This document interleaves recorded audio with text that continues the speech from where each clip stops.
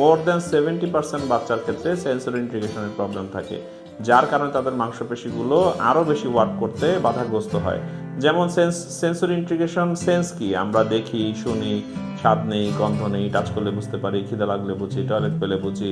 আমাদের বিভিন্ন মাংসপেশির সেন্স আছে ভিতরের, এগুলো আমরা প্রোপ্রিওসেপশন বলি। কখনো ব্যালেন্সের সেন্স আছে, যে আমরা যে সোজা হয়ে হাঁটতে পারছি, ব্যালেন্স রক্ষা করতে পারছি, পড়ে যাচ্ছি না, এগুলির যে আলাদা সেন্স আছে, ব্যালেন্স বলে।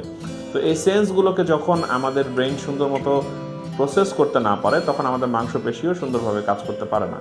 তো অনেকে শুধুমাত্র মাংসপেশির সক্ষমতা নিয়ে চিন্তা করতে করতে কবে দাঁড়াবে, কবে বসবে, হাত পা নাড়াতে পারছে না কেন, কিন্তু এই সেন্সগুলো ইনপুট ঠিক না থাকলে যে আউটপুট আসবে না, এটা অনেকেই হয়তো চিন্তা করেন না, অনেক পেশাজীবীরাও চিন্তা করেন না।